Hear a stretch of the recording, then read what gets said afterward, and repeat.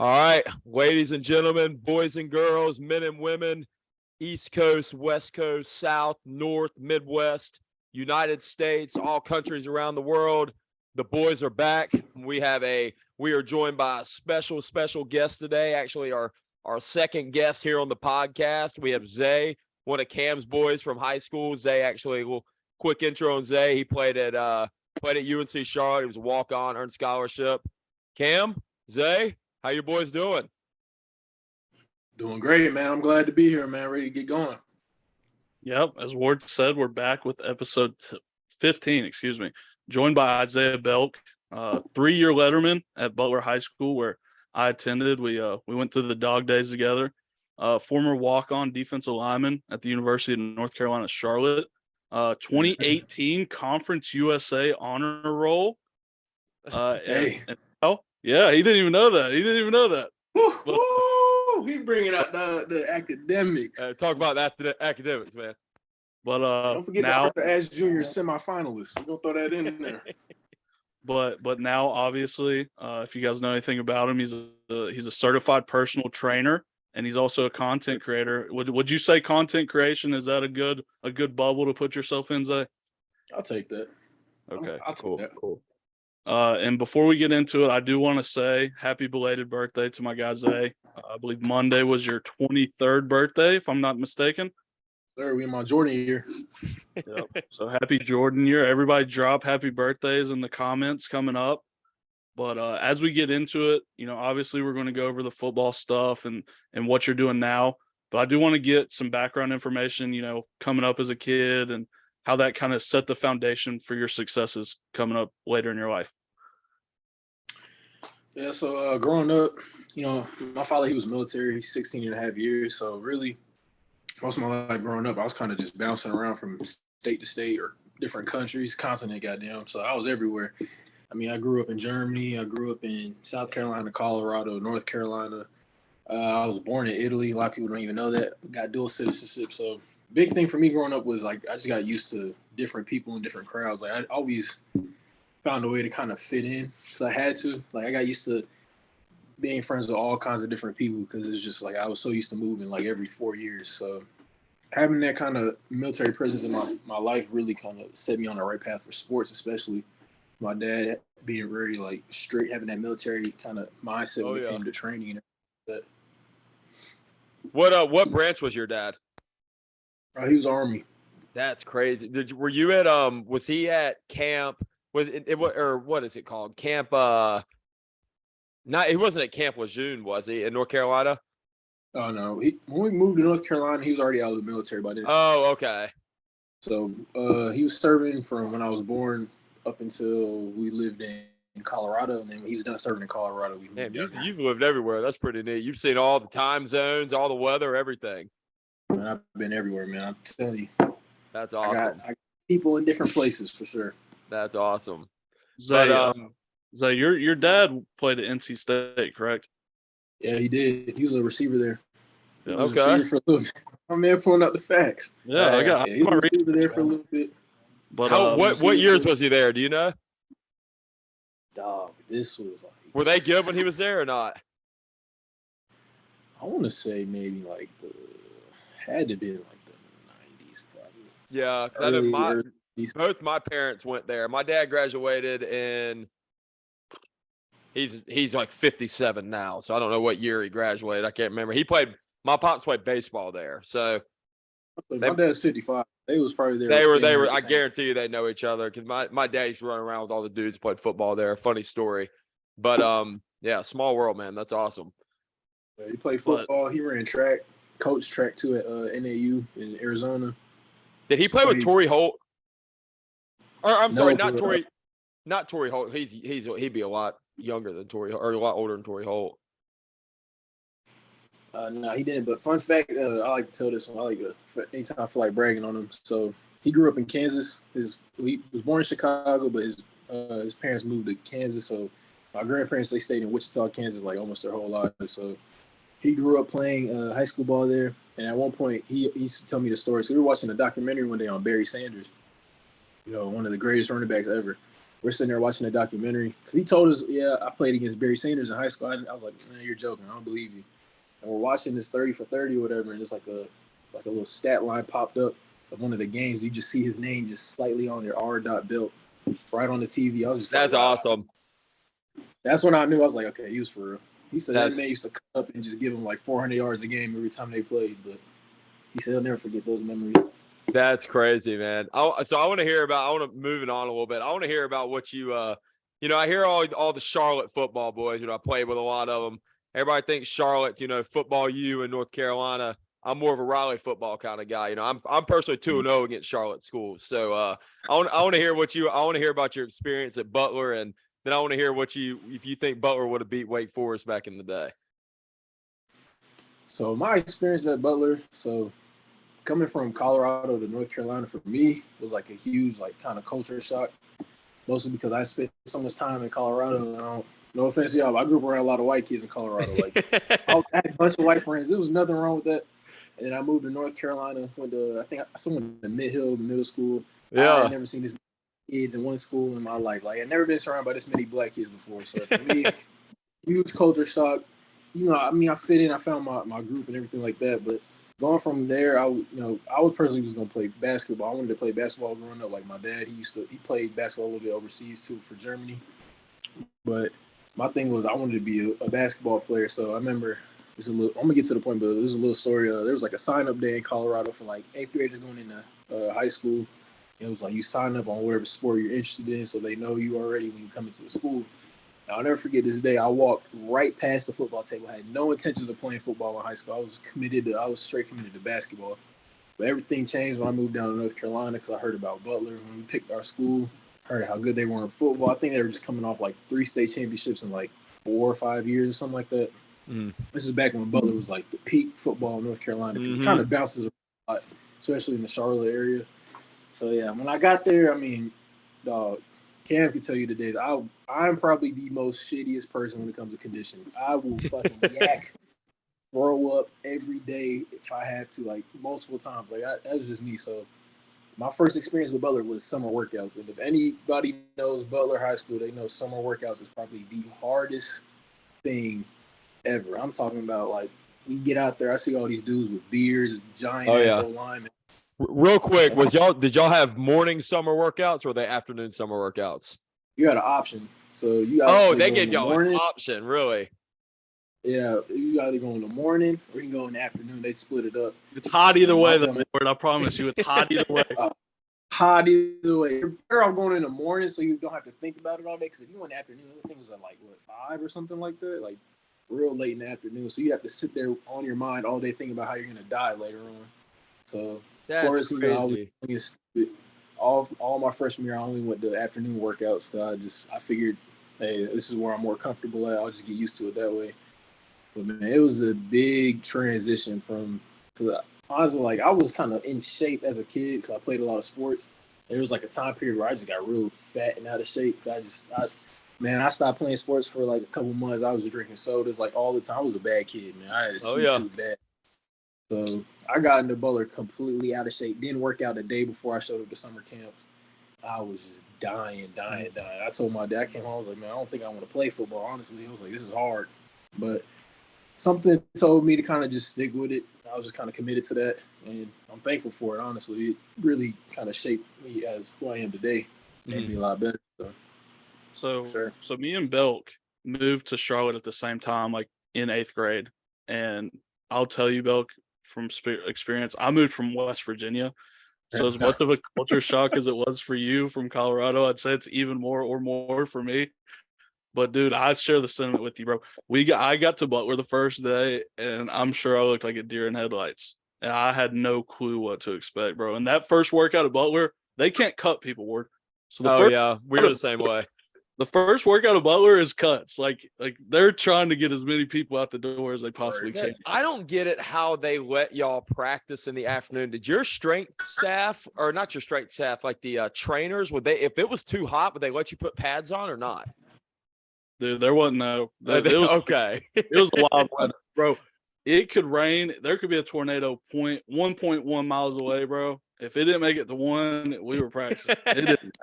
That's hilarious because I know when we had to practice in the morning in high school for summer workouts, because if not, it would get too hot and we couldn't wear pads. We would start it. We'd get 6 to 10 every morning, and then like 9 o'clock, right when we get into 11 on 11 there at the end, the trainer would come start blowing the whistle, saying, "Take your pads off," and we used to get happy as hell about that. So we were talking about Butler, Belk. I want to hear some funny stories, some bad stories, things that come up in your mind. You're like, damn, like I do not want to do that ever again. And I also want to get a Ted Washington story from you. For those of you who don't know, Ted Washington played in the NFL for about 15 years. He's what, like 6'8", 400 pounds. And I'll put a picture on the Instagram. He's bigger than Warren Sapp. He makes Warren Sapp look like a kid. He won a Super Bowl. Bigger than Vince Wilfork? Yes. But he was our defensive line coach. And Belk obviously practiced with him every day. So I need a Ted Washington story as well.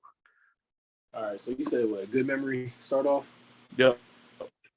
Honestly, I don't know. You got on varsity a lot quicker than me, but I think one of my favorite memories was probably that year on JV when we went like damn near undefeated. We blitzed every single play on it. We didn't care what down it was. It could be 4th and 30. We're coming out there and we're gonna blitz. We don't care. Like, we're coming to get the ball.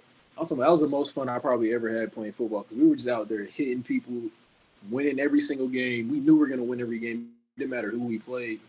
That was probably one of like my best memories. That, a lot of the locker room memories. Like I remember coming in there one day, Cam, I put a do-rag on Cam or something. I just remember he had a do-rag on. They were just like cracking up in that locker room. Because honestly, I don't know what Wake Forest locker room looked like. Butler really never had like some of the nicest stuff. We didn't either. Like, I'm talking about just really dirty locker room. Had rats in there every once in a while, just like real gritty. Everything smelled horrible. But we just showed up, smiles on our face, making that long walk to the practice field. Cam, I know you remember those walks down there. Especially, hey, if you're late, God forbid, that's like a 5-minute run you got to hit to get to that field. But those are probably some of my favorite. It's about a half a mile walk from the locker room to the practice fields. And I mean, talk about a long walk when you have a bad practice, because the coaches are behind you chirping you the whole time. Like, no, like you're not getting off, bro. LJ Johnson, you know him, Bill, is back there chirping your ear off, telling you how bad you were in practice. When we went to practice ward, we looked like in The Longest Yard, the newest remake. That's what we looked like. That's hilarious, dude. So, hey, Belk, I know there's been a ton of good athletes to come out of Charlotte, and I like asking people this: who that you played against, you think the best, or who high school wise is the best person you think you've ever played against in high school, or best Jordan athlete Davis. you ever played against? Jordan Davis. Yeah, easy. Going against Mallard Creek, those are some of the games where you just knew it was like it's going to be a long one. Oh yeah. I was about to say, because I know my senior year, we played Mallard Creek in the state championship, and we beat them. And I remember, we see Jordan Davis, because we had Dexter Lawrence that came to our school, and Dexter's obviously in the league doing his thing. And then they were comparing Jordan to Dex, and I was, obviously we watched hours and hours and hours of film on Mallard Creek, and I didn't watch much defense. I watched mostly offense. But Cam and I's roommate in college, his name is James Fry. He was our center. So he blocked Jordan the whole game. And he said there was just so many levels how much better Dex was than Jordan at that time period. But obviously, Jordan went to UGA and figured out what the weight room was and absolutely balled out, and look at him now. But I mean, for me, like, I really didn't grow very much until almost like my junior year. I was a late bloomer when it came to that. Yeah. I'm already younger than most people because my birthday was in the summertime. So I was already younger than most people coming in. I was playing defensive end, I think our senior year. I'm talking about like I'm just scraping 6 foot, maybe 6'1", just barely. Damn, you were small. I was small, and he was like 6'7", 315. Just I couldn't even see the quarterback when I'm trying to pass rush. So that was probably one of the best people I went against, because me and him got a lot closer during track season because we both ended up throwing for track. So we went to state champion, like just would talk all the time, got to know each other a lot better through that. But yeah, he's definitely one of the best athletes I probably ever went against, for sure. Yeah. What about, did you play against Sam Howell or not? We played against him in a scrimmage. Okay. It was like a jamboree scrimmage. We played. It was quick. Like, we played like 4 games that day, I think. Yeah. was like And really then games. Drake May was a lot younger than y'all, right? I think so, yeah. I'm trying to think like big offensive players that came out of there. I'll What tell you, about what about dude from Myers Park, that wide receiver, Moose? I was gonna say, yeah, he's pretty. Myers Park has some good receivers. I know they had one that went to Virginia Tech. I think Yeah. he was really good, and then Moose, he was good. I mean, Yeah. his dad was crazy, so I know he got the right kind of coaching from him. So yeah, we played some. I mean, it was very honestly. When I look back at it now, in our conference, it was very few teams that was like really competitive. I would say like obviously Mallard Creek, Myers Park. Cam, I'm drawing a blank. Who else was like really actually competitive in our conference? Huff was always good, but they were like never good enough. Oh, yeah. They got really good like after we were way. Yeah. Isn't Vance running the show in Charlotte now? Or they're not called Vance anymore, but yeah, they're really good. yeah, I know they've won states a couple times now. I think they've won twice. But That goes back to what I said earlier, like in Charlotte football, it just jumps around. Like Independence was a school at one point, and dropped off horribly, like almost as bad as Garinger at one point. Then it was Butler at one point, hopped to Mallard Creek, then it hopped over to Vance, and then hopped over to it always bounces around. It's kind of crazy sometimes. But yeah, those are some of the schools that we went against. I feel like were actually competitive for the most part. Yeah. So Belk, before we get into the rest of the interview, is it all right if we do a quick segment with you? Yeah, man, let's go. So we've got this thing on the show. It's called First Favorite and Forgotten. So obviously it's the first person that comes to mind, your favorite person, and the most forgotten. And for today, with episode 15, we want to think about guys who wore number 15. So we'll go Ward, me, then Belk, so you kind of get a lay of the land. But Ward, tell me who the first guy who wore number 15 to come to mind is. I think I'm speaking for all of us here. I know we may have different answers, but the GOAT of the NFL right now, I'd say Patrick Mahomes is the first one I thought of, Cam. Yep. And he was one of the first that came to mind for me. My first thought was actually Carmelo Anthony, though. Carmelo was one of my favorite players growing up. He had the iconic the blue Nuggets jersey that everybody wanted in middle school and elementary. So yeah. Belk, who's your first here for 15? That's actually crazy because it's Carmelo for me, because especially as a Colorado kid growing up, I went to plenty of games back when it was called the Pepsi Center. So growing up, watching him play a little bit, him, Chauncey Billups, and all of them, like he was like that was my idol right there. That was my guy. I love it. I love it. Ward, I think we know what your answer is going to be here, but I'm going to let you go ahead and say it. Hey, I'm throwing in my boy. For all our listeners that listen to the podcast, you know I'm a big Austin Reeves guy. Old Oklahoma boy, plays for the Lakers now. That boy got paid, by the way, too. 4-year, $55 million. But, yeah, my favorite is 15, Austin Reeves. Yep, Hillbilly Kobe making Hillbilly Kobe in the podcast. Feels like we get one Hillbilly Kobe reference, a podcast.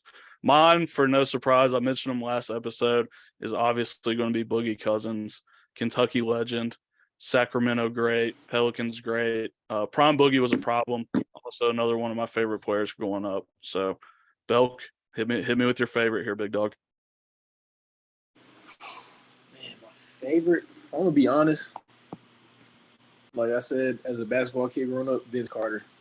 That man was crazy. Like literally, I remember playing 2K. I would only pick the Raptors sometimes just so I could dunk on everybody. That dude was insane. Like dunk, he got me into like watching a dunk contest. Like it's a shame like how sometimes people just kind of just like almost forget how crazy his game really was at that time. I agree. He played everybody. Yeah, he jumped over a 7'3" guy in the Olympics, bro. Like it's insane. And he played for like 21 years or something crazy in the NBA. Long time. It's crazy to think like how well he transitioned his game from being a dunker slasher kind of player to getting his 3-point shot down. Like I can respect something like that for sure. Look at the basketball analysis from our former D lineman coming in here. Yeah, but I love it. Ward, finish up here with your forgotten. Piggybacking off Belk here, my forgotten is actually going to be, and this guy wasn't forgotten at all. This guy's a legend, but I'm going to go in and say, I believe it was 2014, 2015. He's Richard Sherman's son, Mr. Michael Crabtree. I don't know why I'm putting him on here. He's not forgotten at all, but He was the first name that came to mind. So, yeah, Michael Crabtree is my answer for you, Cam.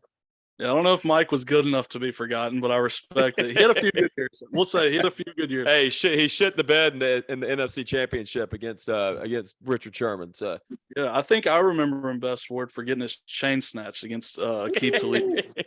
Hey, Broncos legend, baby. hey, Cam, you remember the interview? Don't ever try me with sorry retriever like Crabtree. Yeah, I remember, man. Great promo after the game. They kind of stopped interviewing guys on the field after that, if you remember. But here coming in for my last guy, forgotten. I'm going to go along the same lines as you did, Ward. I'm going to go Brandon Marshall. He's not as forgotten now that he's got like 7 million podcasts. It feels like, but true X receiver in the late 2000s, early 2010s. I feel like he would have been a lot better if he wasn't like cursed with Jay Cutler being his quarterback his entire career. But Brandon Marshall is definitely my forgotten here. That's a good answer. Brandon Marshall is a legend, man. Crazy game. All right, ready for my forgotten man? Yeah, let's hear it. Arguably, in my opinion, one of the greatest memories ever. It was against your team, too. This might hurt. This might sting a little bit. The left-handed man who got down like this after every touchdown. Y'all know who it is. Tebow. My That's man, great, Tim dude. Tebow. That's a great one. I remember that night watching that game. I forgot. I might have been like 6 or 7. I can't even remember. I just remember watching that game, sitting there like, man, everybody used to hate Tebow. I mean, he wasn't the best. In the playoffs when he beat the Steelers? Yeah, I remember that. I remember screaming at the top, like just watching Demaryius Thomas take R.I.P. Demaryius Thomas, but I just remember watching him take that to that. I was just like, man, like Tebow was fun to watch. He was really fun to watch. He wasn't the best. He had his flaws and everything like that, but that man brought it. He really played with his heart, and I appreciate that, especially as a young kid, as a Broncos fan, because back then we weren't winning a whole lot, so it was good to see have some kind of media attention around us, just having Tim Tebow around. Yeah. I respect it. That's a great answer. I think you win the answer today with that. I didn't think of Tebow. I think that's the best forgotten you could have came up with. So that's huge. I love it. Took the baseball route, man. Played tight end. He did everything, man. Yeah. Funny story about Tim Tebow, real quick. My best friend, and you know him, Belk, is Alex Novak, has a Tim Tebow Mets jersey that he tried to get him to sign, and Tim Tebow wouldn't sign it. He just blew him off. He's like, get that out of my face. But as we get back into the interview here, Belk, I'm not going to let you get off the hook here. I've got to hear a Ted Washington story. Oh, man. I honestly, one thing I will say about him, he was the best D-line coach we had at Butler, hands down. Obviously, because for my position group, we had a different coach every single year. But, man, I will never forget that man came into weight room. I'm talking about I had to duck his head to walk in. I got a couple stories of this man, honestly. We're hitting some crazy upper body workout that day. So I mean, it's our weight room is hot. There's no AC. We got one giant fan for 50 people. But we're in there just busting our ass off. I think it's like I'm about to be a senior this year. So summer into our senior year or junior year. He came in there. He's like, I need you to be the leader. I'm like, all right, we had just got like a chest press machine. I think he said, I want you to get every D lineman after every set of whatever you're doing. You're gonna have to hit 10 sets of 10 on this chest press machine with 225. When I tell you, I literally thought I was going to tear my pec in half that day because we were already benching pretty heavy. Hales was bench, squat, clean, deadlift every other day of the week. Mm-hmm. I'm talking about I have to gather up all these D linemen, the freshmen, all the inexperienced guys, the Freeman twins. I know you remember those freak athletes. I'm just talking about we're sitting there he's just staring at us. He used to sweat every day. It don't matter what he's doing. Get out his he had a monster truck of a car. It looked like Optimus Prime came in every time he pulled up. His car was so damn big. I don't even know what kind of truck he had, but I'm talking about could take up like 4 parking spots. He's coming in. I mean, stuff like that. I'm talking about, we used to get on the sled, the 5-man sled. Oh my God. I have like PTSD from 5-man sleds because of him. His favorite saying, he would say words that you wouldn't even think was English. His favorite saying was abadaba. I don't even know what that meant other than hurry your ass up. But he would we'd get on the 5-man sled, you'd hit it again, and you drive. Usually, you drive like maybe 5-10 yards, next group up. Oh no, this dude, his favorite saying was, You gonna ride this motherfucker like a state trooper, and we would get on and push that 5-man sled literally 100 yards until the next. And then the next group would come up, and if he ain't like it, guess what? You're getting right back up, and you're gonna push it 100 yards the other way. I'm talking love about it. like just he was really hard on you, but he understood what it took to be great because obviously he playing 15 years in the NFL, especially as a D lineman. That's elite that's elite career. Oh, Most yeah. guys, NFL they call it not for long, so. A lot of guys don't even play past 2 years. The fact that he could play 15 years at his position was crazy. But Yeah.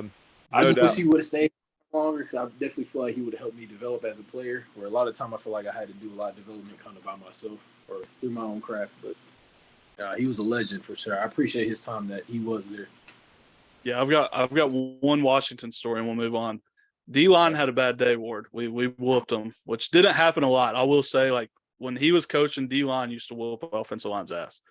On point. Y'all had a bad day, I remember. And he got so pissed off where the next day of practice, he brought his Raiders gear and geared up. Talking about he was going to bring it back a memory, man. Damn, Yeah. I forgot about he had his helmet on and his pads talking about he was going one-on-one with the offensive line. And here I am at center. Like, he played D tackle. Like, I'm hurting today, coach. I can't go today.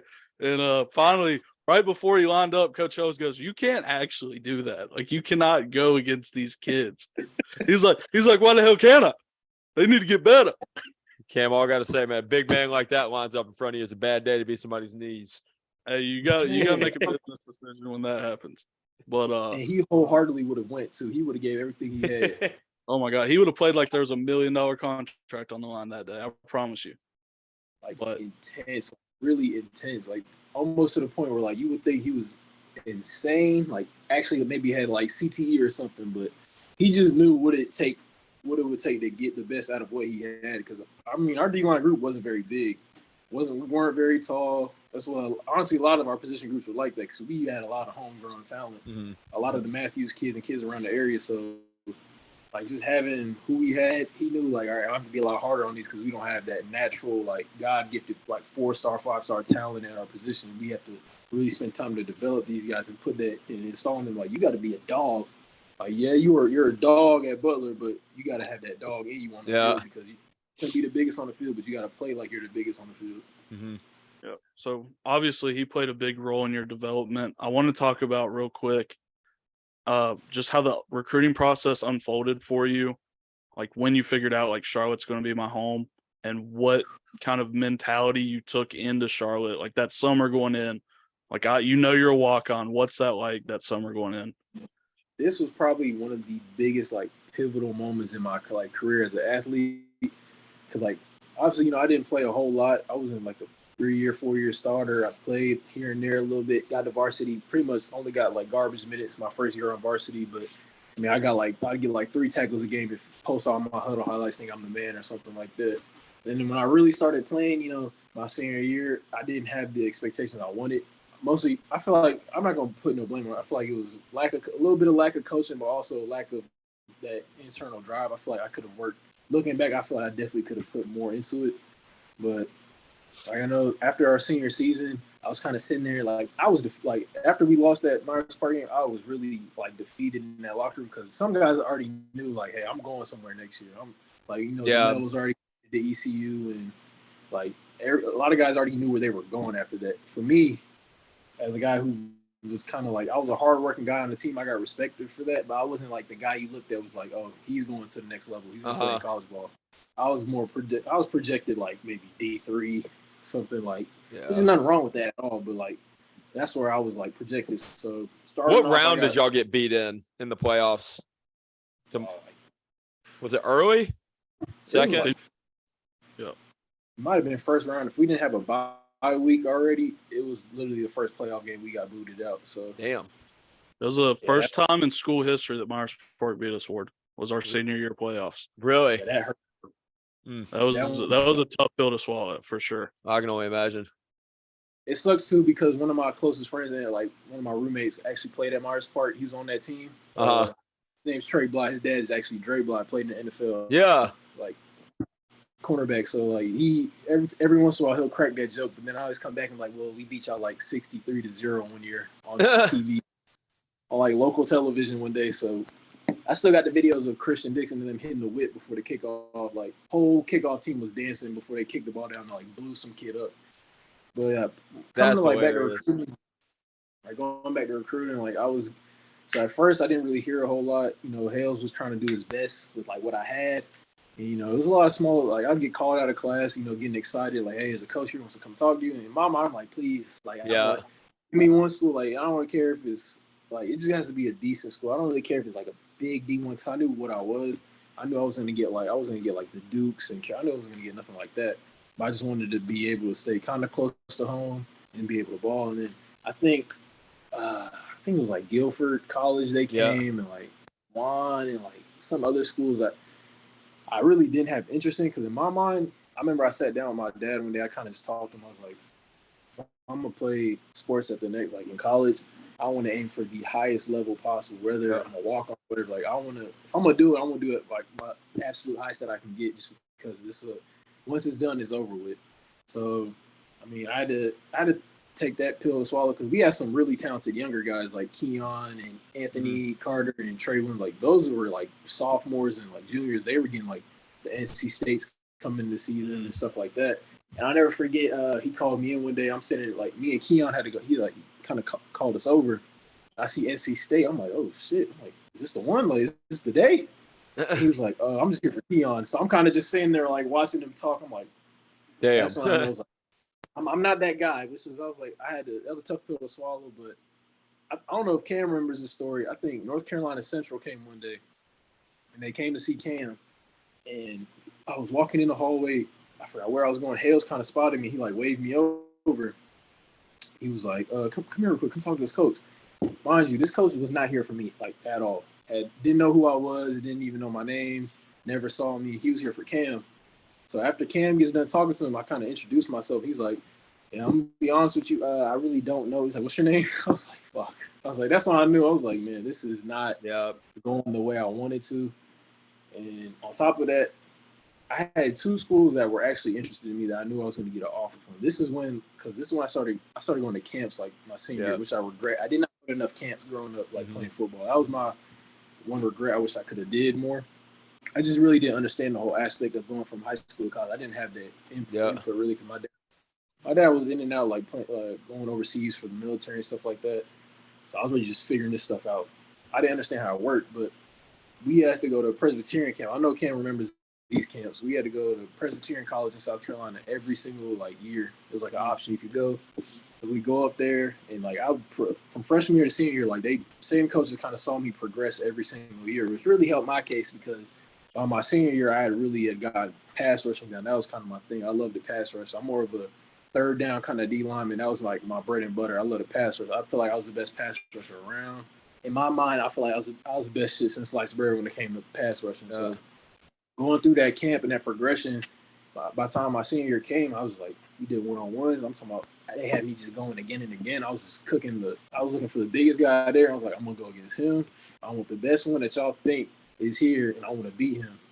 And that kind of worked out because they were talking to me. It was like, hey, we're going to try and keep in contact. I was like, boom, that's great.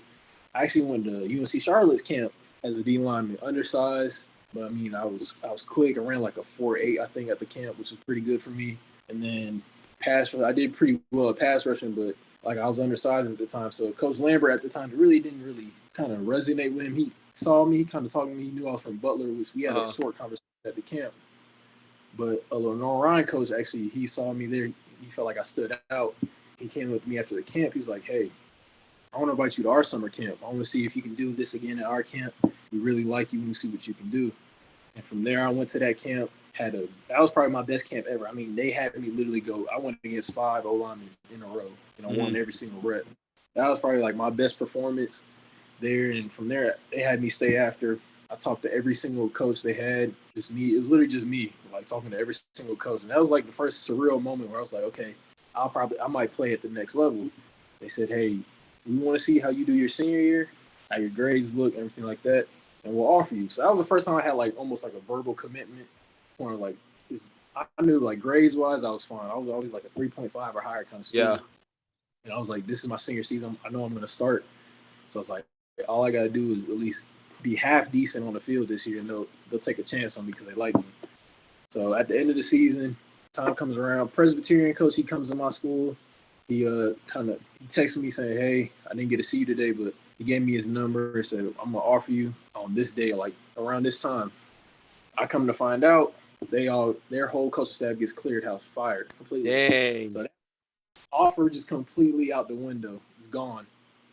And then Lenore Ryan, me, Cam, and our boy Niger, who's also a running back, we all took a visit to Cam. I need you to talk about this because that was probably the funniest visit we had ever taken. I remember we were just like, you would have thought we were on something that night. Like we were just cracking up on the way home, just there, having a great time watching them play. I think we actually watched Kyle Duggar play, the guy that got drafted out of Lenore Ryan and went to the Patriots. But we were at some Waffle House in like Hickory, North Carolina. Like, I'm talking dying laughing at like almost 1 a.m, just having a great time. But after senior year, same thing happened with them.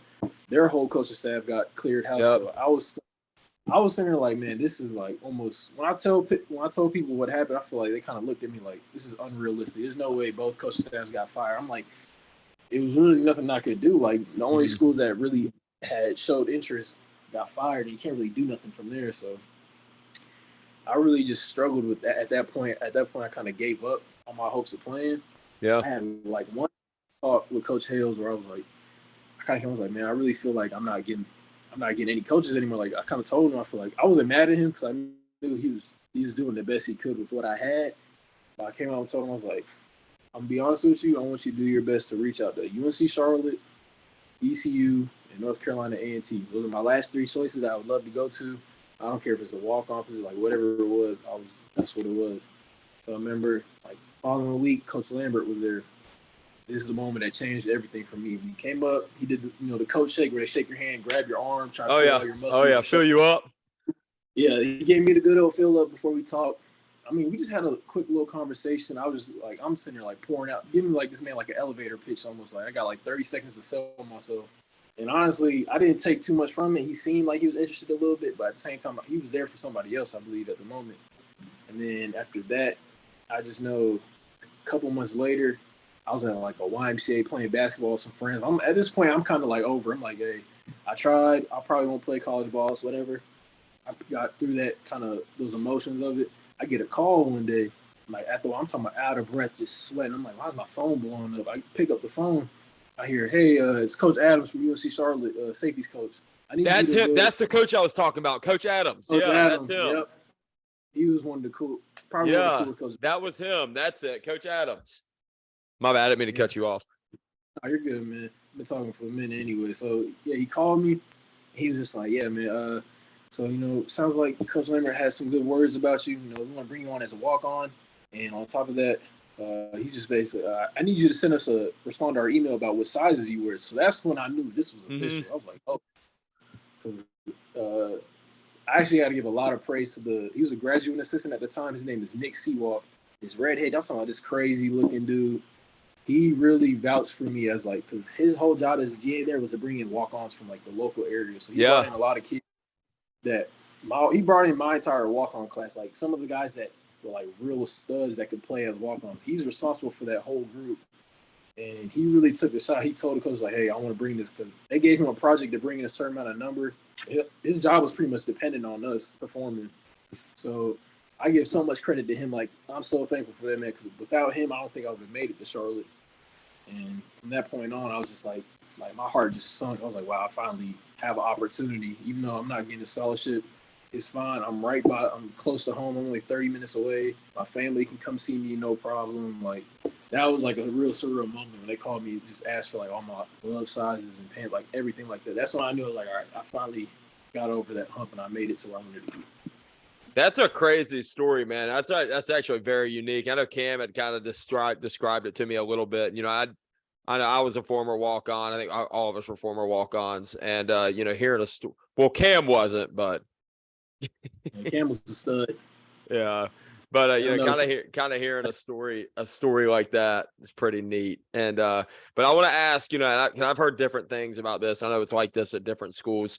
Did you get treated? Obviously you didn't have a price tag on your head. Did you get treated differently once you got into fall camp once summer ball started? Did you get treated differently because you were a walk-on? Honestly, when I think about it, I feel like I was kind of blessed as a D lineman. Yeah. Like my first day there, like I was so before I get to that point, like coming as a senior in high school. Once I found out I was going to Charlotte, that whole summer of me preparing to get there, like I looked up the roster, looked who played at my position. I was like, all I saw was 6'4", 6'5", 6'6". Oh yeah. 290, 300. Like I was like, at this point, I'm a little bit taller than I'm like 6'2" at this point now.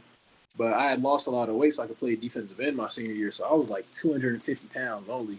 I'm like, I'm gonna get absolutely tore up going into college. So my whole senior year, I think I bought like the giant GNC mass gainer Oh yeah. supplement. So I'm drinking like, I'm talking about eating 3 pancakes at breakfast, like 4 eggs, drinking a 2,000 calorie shake in the morning and at night. Like I just was committed to like eating and eating. I gained from 250 to like 270 or something like that coming in. I gained almost 20 pounds in the summer. It wasn't the best 20 pounds. I'm not gonna sit here and say I was leaned up, but we had a home gym in an apartment complex we lived at. I was there every single day, sometimes twice a day, just like busting my ass. Yeah. I knew once I got there, I had to be ready to go because some of the other walk-ons, they got invited for summer workouts, so they got to get implemented a little bit. Yeah. Meet everybody got invited on the first day of camp. So That's I how it literally was for me too. I showed up a day before camp started. I moved into the whatever dorm they had me in at the time, and literally showed up right there first day install, like going. So, like, I'm trying to think. Yeah, like my position group was really good. Like a lot of those guys in there, I'm still really cool with.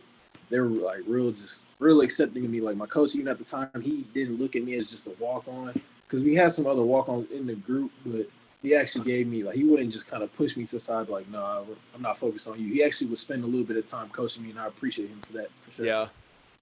I love it. I love it. So obviously, I want to say before we move on, like, I don't know if you could have found a happier person outside of Belk's family than I was for him when I found out he was going to Charlotte, because that dude worked his ass off to get there, man. Like you won't say it, Belk, but Belk became one of the probably 5 or 6 best players on our roster senior year, and it was extremely impressive to see his development.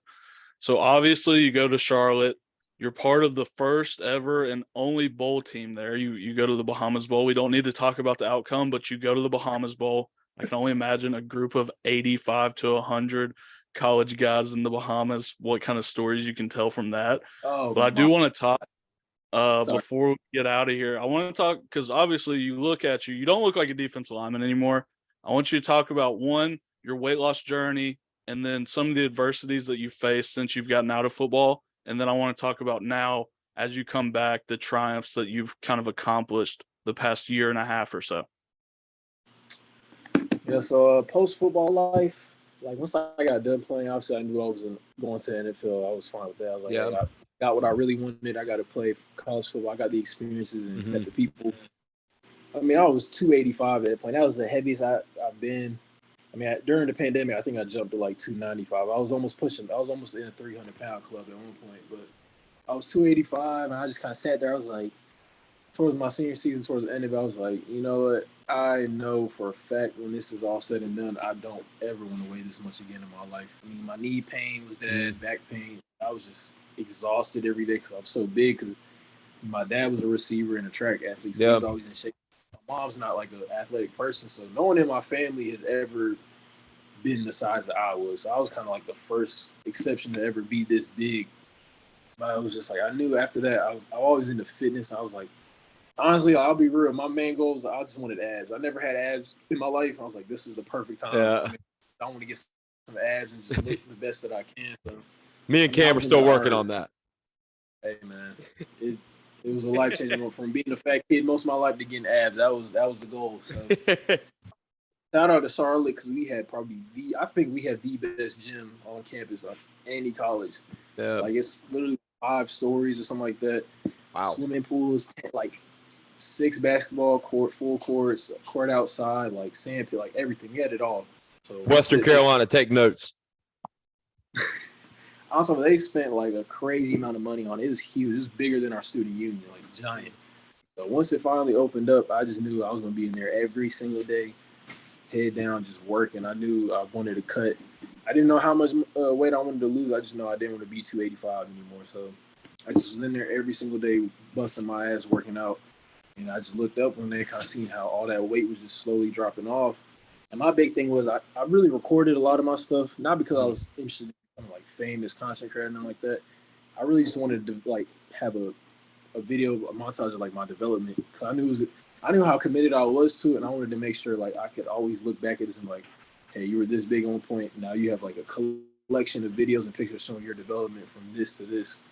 And from that on, it really helped out with like getting me into personal training, because once I started that, everybody kind of took note. I had a lot of people hitting me up like, dude, you lost 45 pounds in like 6 months, like, which is for some people they can't even do that in like a year. So I was just like crazy dedicated. I mean, like damn near 2 hoodies in the gym, 2 sweatpants, just doing everything, bro. I'll really take credit to playing basketball. I used to play basketball like 3 times a week and run, and couldn't even run no more.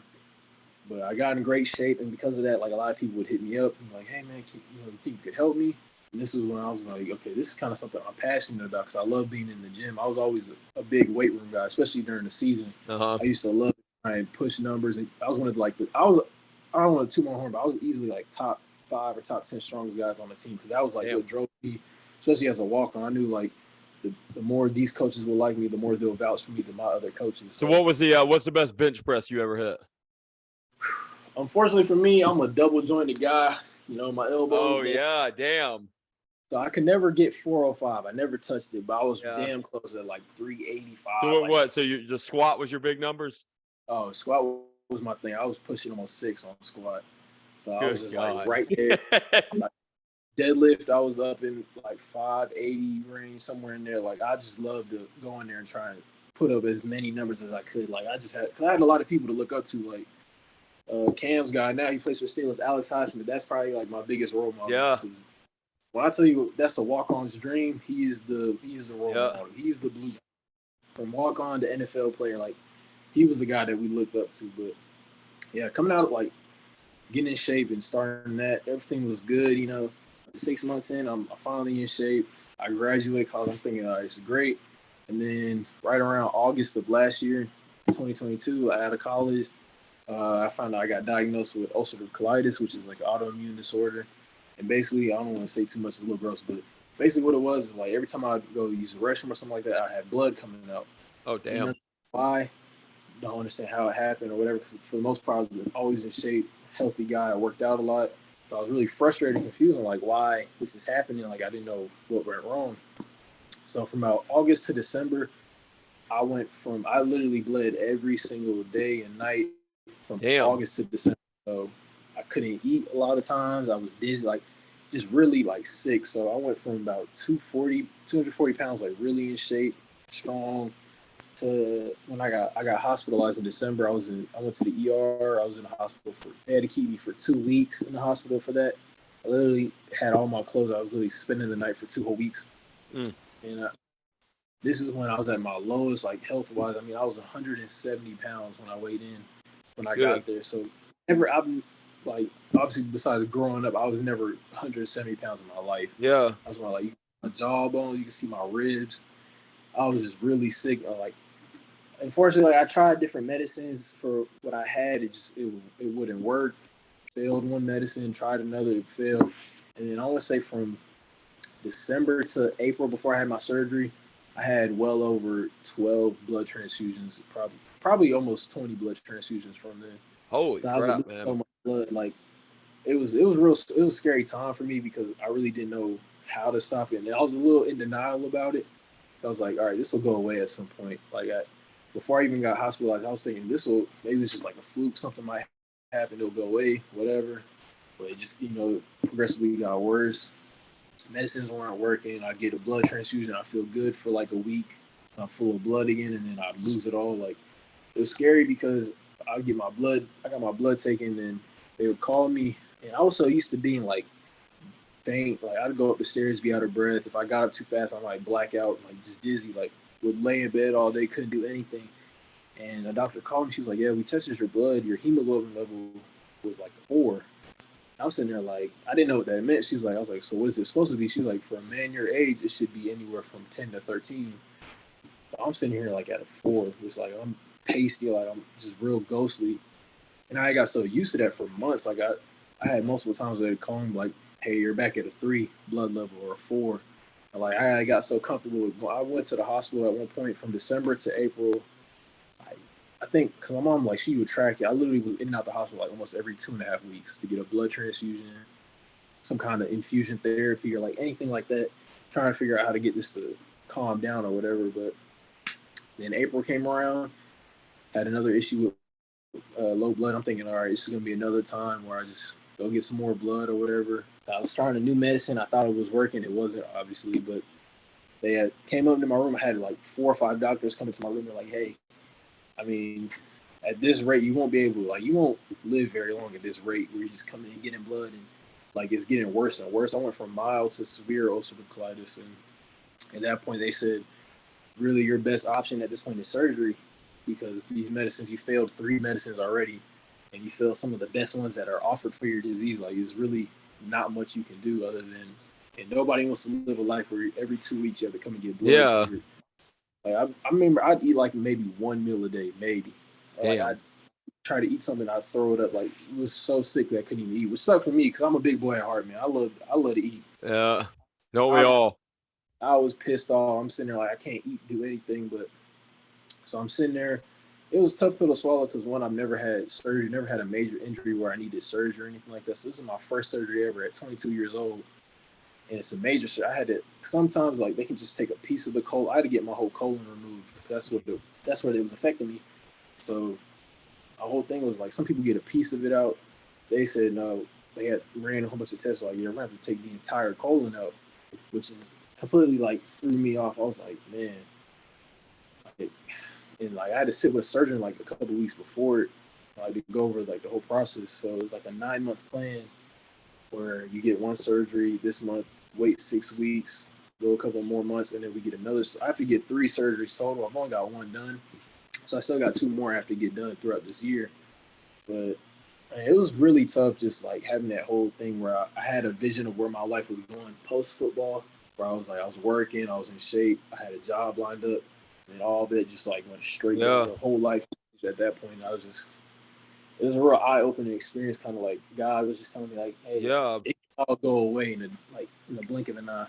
I'll say that is eye opening, man, and it's inspiring too. You know, I don't know, and I know you're big in social media and stuff, and I haven't had a chance to go look at any of your stuff, but you need to share this. I mean, you need to get this out to people and get it out to the right audience. I mean, it's truly inspiring. I mean, I personally, I've dealt with issues, but nothing nearly like you have. And I know I don't want to speak for Cam too, but I know Cam's had multiple knee surgeries and he's battled back and forth from that, but it's nothing compared to what you've gone through.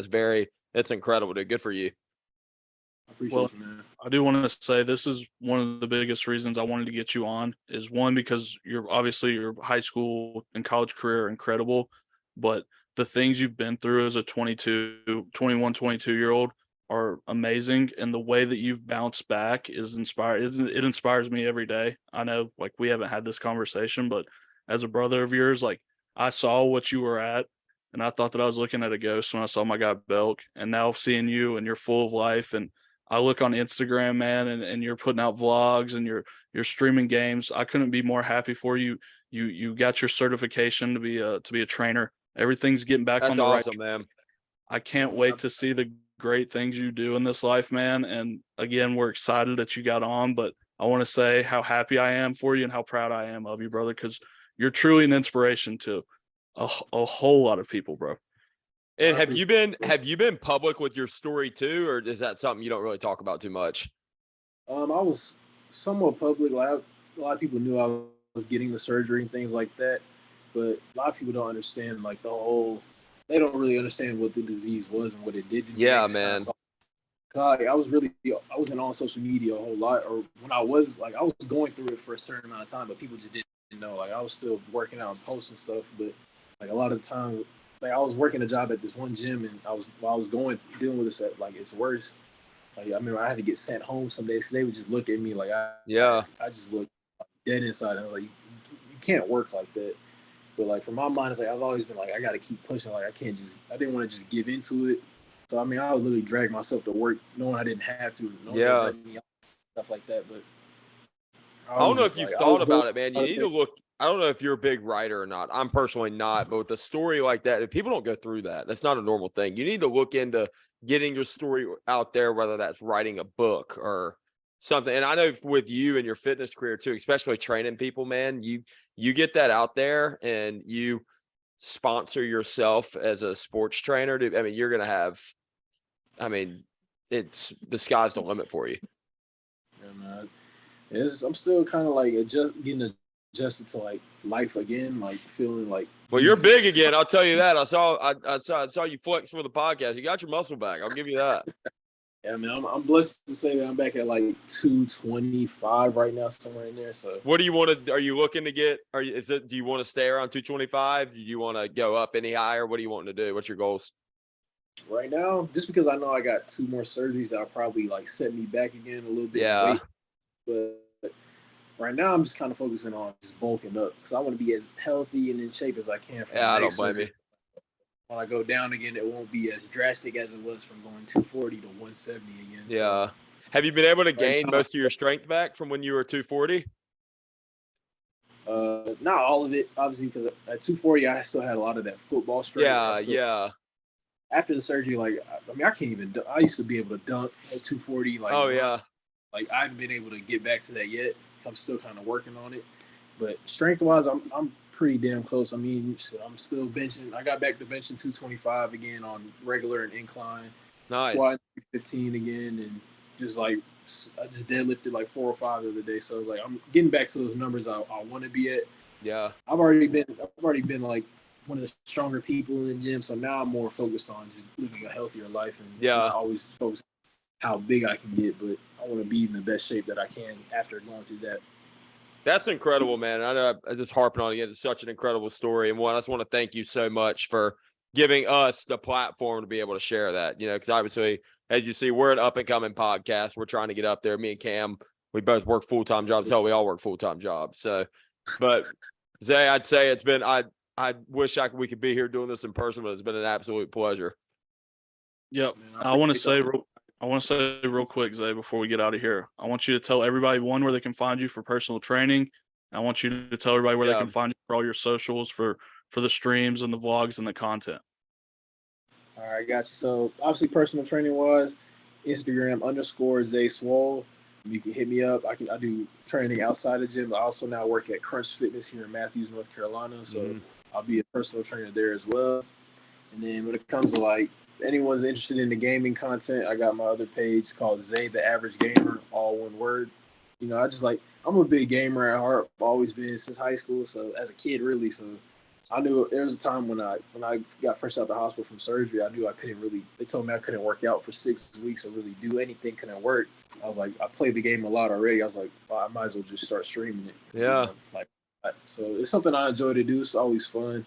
I just like to get on the game and cut on the camera every once in a while. Yeah, we'll have to hop on to see what you're all about in Madden. Hey, no. I might not be the best, but I'm going to try. I give my best efforts. Right now, I've been hitting a lot of dingers on that MLB The Show right now. That's been my game right now. I love it. Them fucking yard. I love it. Well, Zay, we're going to get out of here, brother. Again, I appreciate you coming on. It's crazy to think that, a few years ago we were getting to our first workout at Butler together, and we've got to see each other's stories kind of come together, and now we got to get together here and jumpstart our careers in different fields, man. And again, I'm excited. I'm proud of you. I love you, man, and we'll go ahead and let you get out of here. Hey, man, we gotta give more props to my boy Cam. A lot of people don't know this man right here, baller. I'm talking about the best offensive lineman I went against. Could not, for like the life of me, I could not beat this man in a one-on-one rep. Definitely not no run stop. This man was a damn tank. And a lot of people, I know a lot of those injuries were tough on you, especially towards in our high school career, because a lot of people don't know. This man would have easily gone wherever he wanted to, easily. I really hope that doesn't weigh you down mentally, because, dog, you're a great person. I really appreciate you for bringing me on. But you need your flowers, man. You're a dog, man. You're a baller. Well, I appreciate that. That means a lot coming from you. And what I say to everybody else, man, the Lord has a plan for your life. This was my plan that he had for me, and whatever happens to you, it's God's plan, and take it and run with it and make the best of it you can. Absolutely, man. Zay, it's been a pleasure, brother. That was Appreciate y'all, episode man. 15, everybody. Peace.